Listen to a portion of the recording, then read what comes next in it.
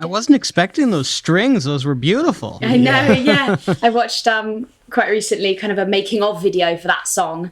And the strings she kind of composed herself and then brought in some friends to do it, but all kind of post-studio. So the song kind of was one thing, and then she just had this amazing idea of what she wanted on it, and all kind of, after getting it all recorded, it all kind of changed. And I think they had so much to it, so it's a cool outro. Yeah. And that just another great one to just sing in the shower. Yeah, exactly.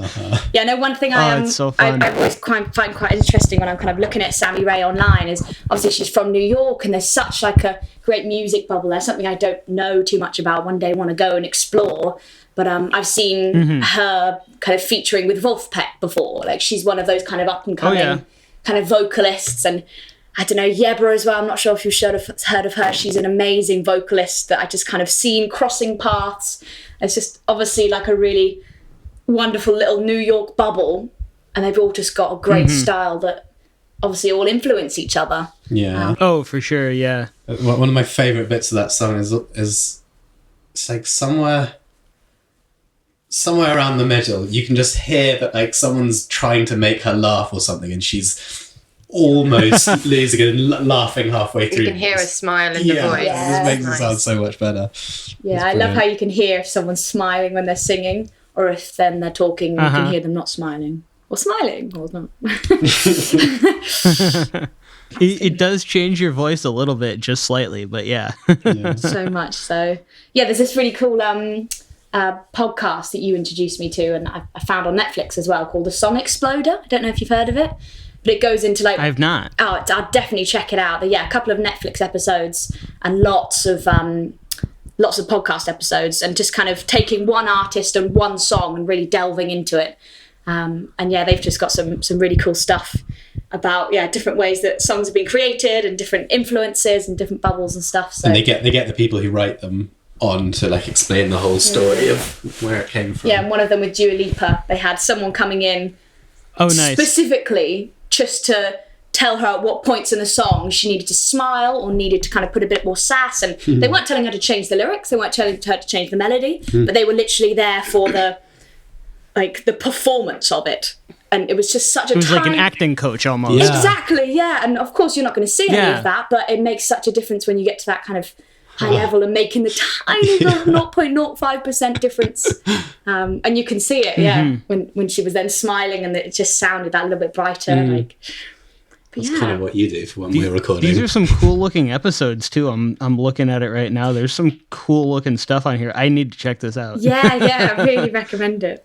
Especially for somebody who's, such a music production nerd like I am, this seems like the perfect thing to just deep dive into. Yeah, they have some great stuff in there. And so some kind of more underground artists as well. Lots of them I haven't heard of. And then obviously some of them are really big ones. So yeah, very, very cool. Well, and so that'll probably turn you on to a lot of new stuff too. Exactly. Cool thing.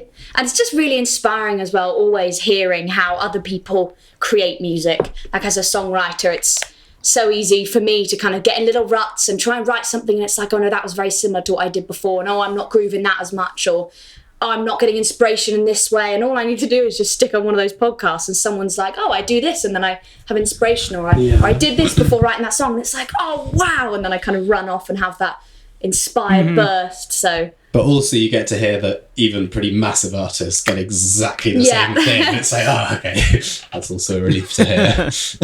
Yay. Yeah. It's not just me struggling. Should we go on to all right, next song? Which is probably going to be the absolute biggest change of tone you've ever heard. It's by this perfect French guy, and his name is Ruby My Dear, which is an old jazz song, but he did a bit of stuff that's kind of like breakcore and very kind of underground electronic stuff. Okay. And so if you say you're kind of a keen production guy, there's a lot of I have never heard anyone do such ridiculous things with recorded drums in this. It's very fast, so it's probably very kind of hard to get into if you haven't heard much of it before, but yeah, like just the stuff he manages to do with drums, I think is incredible. So here it is. It's called Gaviscon by Ruby My Dear.